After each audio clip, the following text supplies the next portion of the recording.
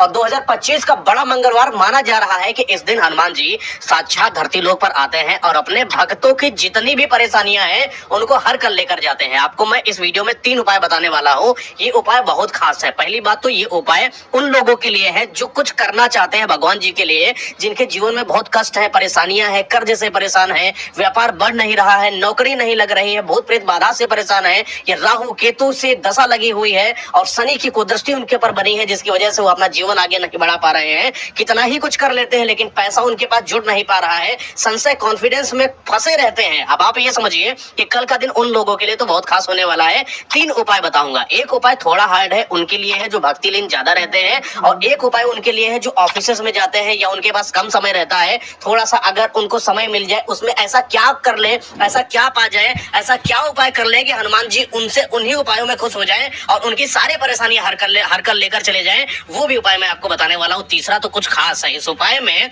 हम अखंड संकल्प लेने की बात करेंगे।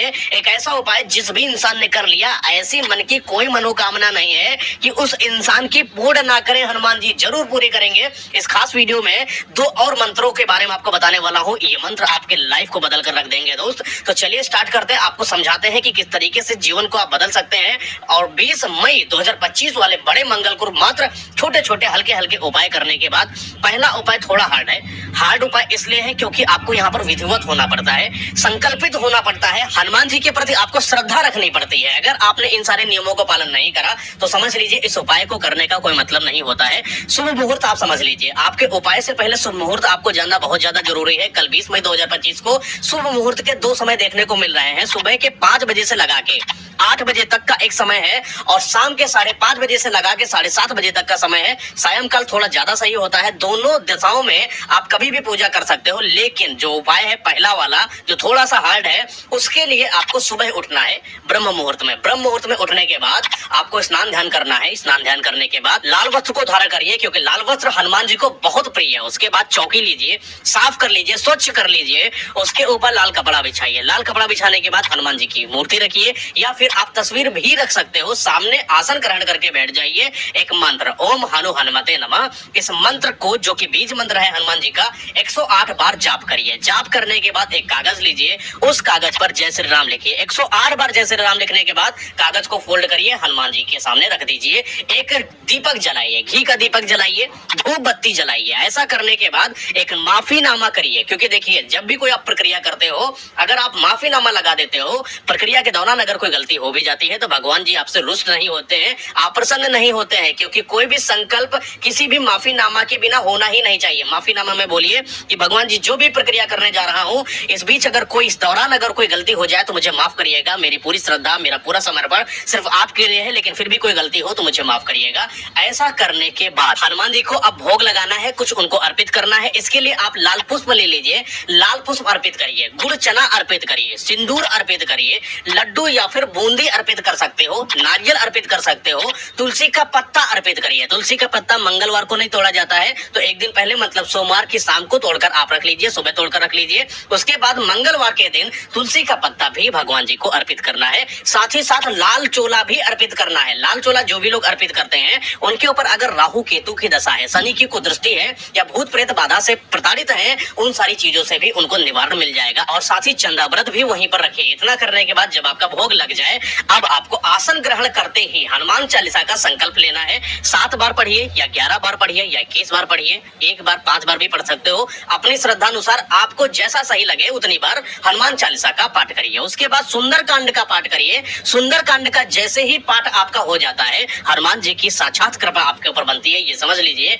अब आप कोई नॉर्मल इंसान नहीं बन चुके हो, अब आप एक ऐसे इंसान हो जिसके ऊपर हनुमान जी की कृपा है, उनकी दृष्टि उसके ऊपर है। उस इंसान की परेशानियों को हर कर ले जाने की क्षमता आ चुकी है आपके अंदर, यानी हनुमान जी आपको कहीं ना कहीं कुछ ऐसी शक्तियां जरूर प्रदान कर देंगे जो जीवन में आपको बढ़ोतरी की तरफ लेकर जाएंगे। अब आपको कुछ और खास चीजों का ध्यान रखना है। गरीबों को दान करना है। इस दिन दान बहुत ज्यादा जरूरी होता है। दान में आप गुड़ चना का दान कर सकते हो, लड्डू का दान कर सकते हो, बूंदी का दान कर सकते हो, जो भी भोजन खिलाना चाहो वो भोजन खिला सकते हो। तांबे के जो बर्तन होते हैं, तांबे के बर्तन का दान कर सकते हो, लाल वस्त्र का दान कर सकते हो। और इस दिन अगर आप गाय को हरा चारा खिलाते हो तो ये आपके जीवन जीवन को बदल कर रख देता है। अब जो आपने चंदामृत रखा हुआ है वो खुद भी लीजिए और अपने परिवार के जितने भी सदस्य हैं सबको चंदामृत का पान कराइए। इसके बाद जो गुड़ चना है, गुड़ चना का दान तो आपको करना ही है, साथ में एक और काम कर लीजिए, वो आपके जीवन को भी बदलेगा।